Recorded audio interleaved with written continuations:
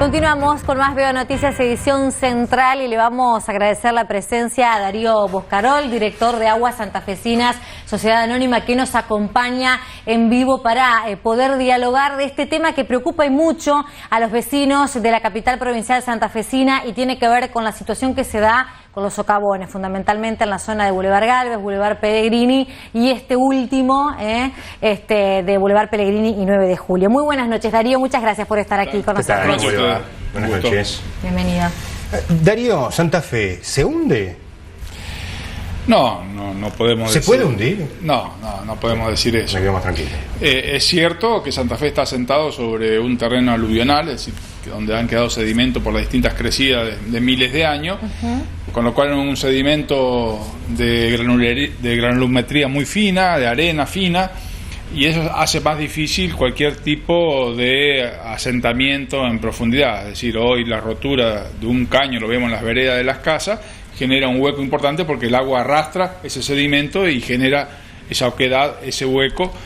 Ni hablar cuando esto ocurre en caños de dimensiones como la cloaca principal de 1,80 m de diámetro. Cuando eso comienza a arrastrar, hace el hueco que vemos en el bulevar. Por eso es compleja la situación en la ciudad de Santa Fe especialmente. Esto ocurre en otras ciudades, obviamente, en Rosario, en Rafaela, pero las consecuencias son diferentes, no tienen la magnitud que tienen en la ciudad de Santa Fe, exactamente por el terreno en el que está sentado Santa Fe. Boscarol, las miradas están puestas hoy por hoy en el socavón de importantes dimensiones que se ha generado en Boulevard Pellegrini y 9 de Julio, allí lo tenemos en imágenes. Fundamentalmente, recién sacamos las cuentas, más o menos hace 2 semanas, cuando el mecánico Mingo García, transitaba por el cantero central y por poco y cae al desagüe de Culacal, ¿no? ¿Qué nos puede contar acerca de las dimensiones que fue tomando y lo que se sabe hoy sobre el socavón? ¿Qué profundidad hay ahí? Alrededor de 6 metros, 7 metros aproximadamente, la profundidad en la que va el conducto de la cloaca principal. Ahí hicimos estudios de radarización, de georradarización con la Facultad de Ingeniería en Recursos Hídricos, no solo para determinar el contorno del socavón, sino para ver si no había otros socavones. ¿Cómo es un georradar? ¿Cómo trabaja? ¿Escanea? Como una radiografía. Manda onda hacia el interior del terreno. Es como parece una cortadora de pasto, pero envía onda hacia el interior del terreno y rebota en las distintas densidades de terreno y se determina obviamente si hay aire, si hay arena, si hay piedra, si hay cemento, si hay hormigón. Entonces se va viendo qué es lo que está ocurriendo. Hay que interpretarlo, por supuesto, por eso ¿trabaja con láser? Especialistas. No, son ondas electromagnéticas que chocan y rebotan. Correcto. Da impresión ver la profundidad que tiene, ¿no? Sí. Decía, se ha hecho un estudio en todo el sector y está concentrado ahí el socavón. No hay socavones, por lo menos en primera instancia, por fuera del existente, el que vemos a simple vista. Es cierto que es más grande que lo que se ve a simple vista, pero estamos buscando la forma de garantizar que esto sea así. Lo que se ha visto por georradar ahora lo estamos intentando verificar haciendo cateos, es decir, haciendo perforaciones para verificar que esto realmente sea así. Si esto se comprueba, que lo vamos a hacer mañana, se va a comenzar a habilitar las manos del bulevar, tanto norte como sur, gradualmente, en consonancia y de acuerdo con la municipalidad, obviamente. ¿Se habló con los vecinos acerca de los tiempos de obra fundamentalmente? Esto les preocupaba mucho, más que nada a los comerciantes, ¿no?, que aseguran que han disminuido mucho los clientes, la llegada de los clientes. Por eso nos estamos concentrando en etapas y forma gradual reactivar toda la circulación en el sector. La obra en sí mismo va a llevar un tiempo importante, es decir, pensamos entre 2 y 3 meses.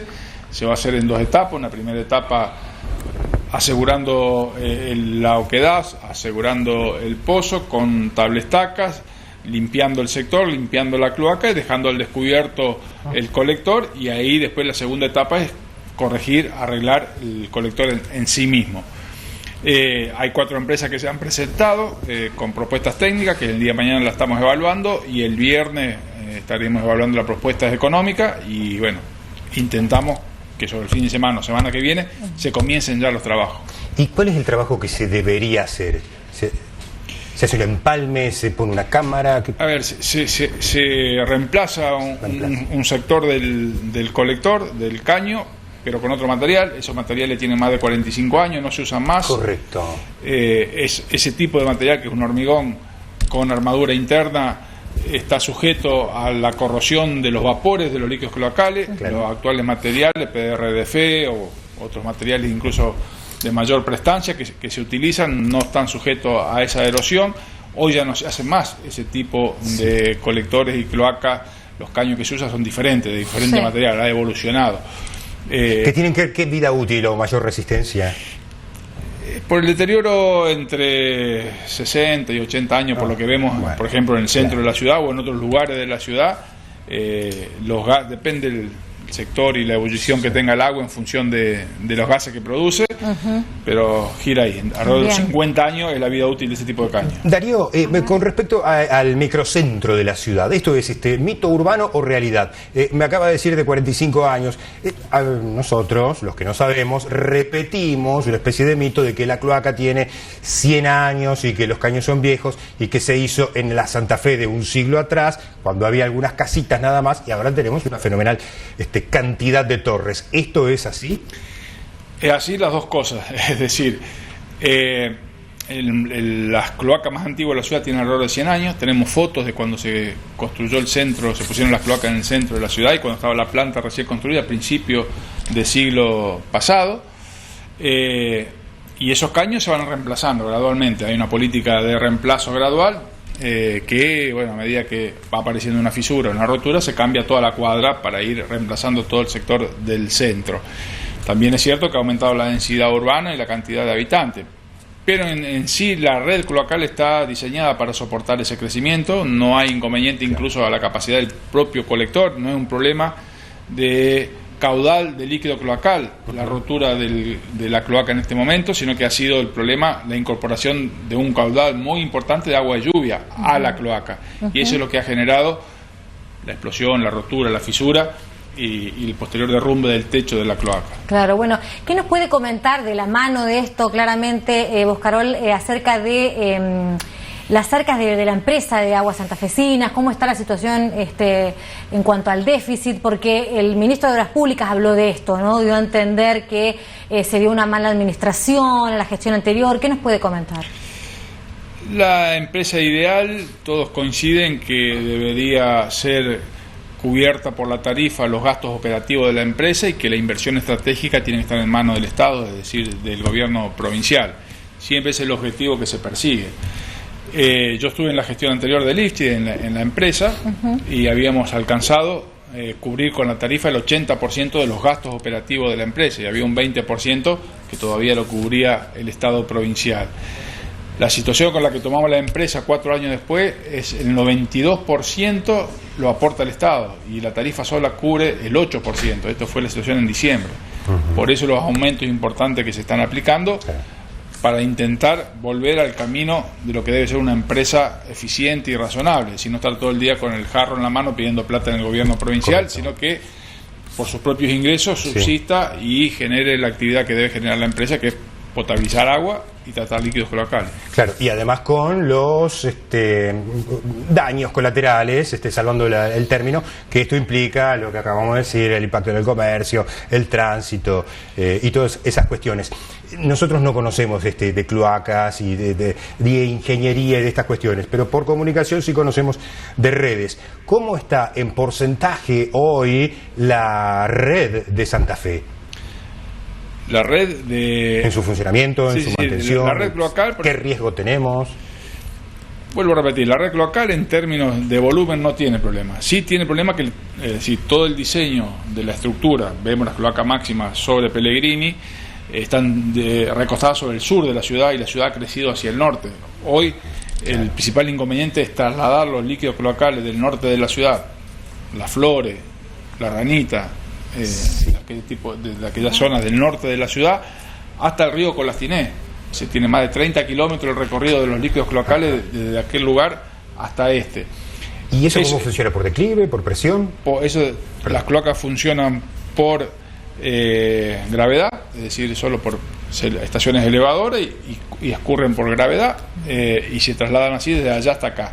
La empresa ha tomado la decisión hace unos 5 años de dividir la ciudad en dos, dividiendo las cuencas norte y sur de la ciudad, y todo el diseño del norte ya está previsto con una planta en el norte de la ciudad, en la zona del ex frigorífico municipal. Bien. Para volcar sobre el salado. Bien, director, le hago la última, por lo menos de mi parte, para ir cerrando.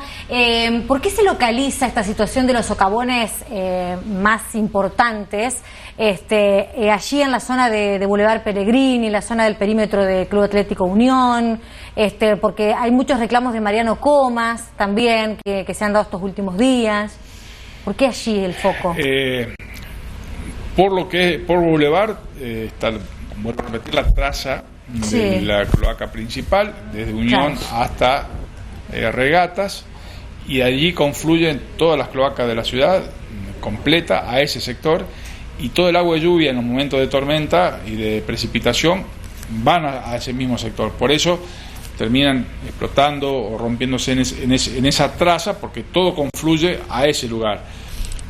Por eso estamos en un trabajo conjunto con la municipalidad para detectar conexiones clandestinas en los domicilios, donde mandan los caños del agua pluvial a la cloaca, porque es más fácil. Es un dato importante también. Pero Darío, ¿cómo puede ocurrir? ¿Que lo hacen de noche? ¿Cómo? No, a veces constructivamente, en un patio interior, a veces levantan la calzada de la calle porque repavimenta y no sale el agua de lluvia del patio interior, porque una casa vieja que le quedó bajo el patio interior, ¿qué hacen? Le conectan el caño a la cámara de la cloaca que tienen dentro de la misma casa.